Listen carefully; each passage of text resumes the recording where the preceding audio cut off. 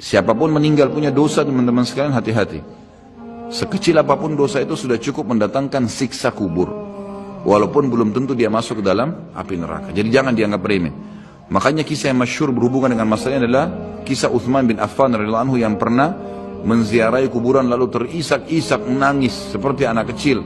Lalu beberapa teman-temannya di zaman khilafah beliau berkata, "Wahai Amir Mu'minin, kenapa anda menangis melihat kuburan? Padahal Nabi SAW sudah menjamin buat anda surga.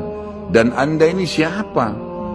Terkenal anak mantunya Nabi SAW, ya, dapat jaminan surga. Nabi sebutkan lisannya langsung, Uthman di surga, dijamin. Bagaimana bisa anda menangis seperti ini?" Jawaban Uthman radhiyallahu anhu sangat bijak. Orang yang beriman dan berilmu punya jawaban yang tepat.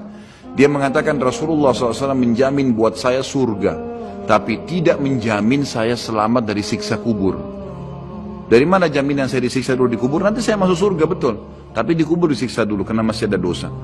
Maka pemahaman yang dikeluarkan oleh para ulama tentang tadi saya bilang, dosa itu sekecil apapun sudah cukup untuk membuat adanya siksaan, gitu kan? Itu karena pernyataan Uthman bin Affan yang menyebutkan statement tadi, gitu kan?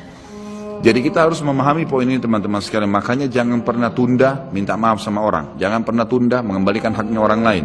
Jangan pernah menganggap remeh dosa-dosa kecil. Tidak boleh sama sekali. Karena kita akan lihat nanti salah satu penyebab azab kubur adalah tidak cebok pada saat kencing. Masalah kecil yang dianggap kecil oleh orang, gitu kan? Banyak orang anggap remeh.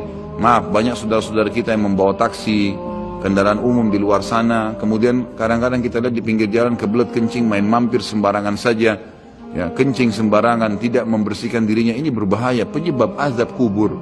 Kata ulama, kalau kencing saja itu sudah menjadi penyebab, bagaimana dengan buang air besar? Bagaimana dengan orang junub tidak mandi? Bagaimana dengan hal-hal yang lebih besar lagi? Gitu kan? Karena memahami hukum-hukum syari seperti ini, kalau hal yang kecil saja dilarang, berarti hal yang besar lebih pantas untuk dilarang. Kalau hal kecil saja mendatangkan azab, berarti hal yang lebih besar lebih pantas mendatangkan azab. Jadi harus hati-hati, gitu kan?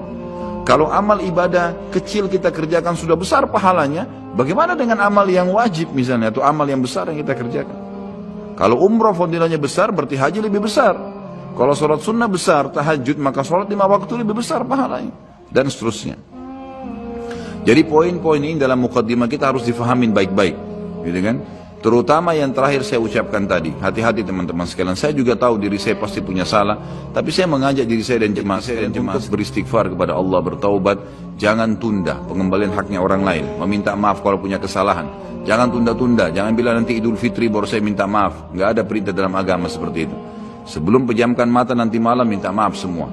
Dan orang cerdas adalah orang yang tidak menyiapkan musuh pada hari kiamat. Hati-hati.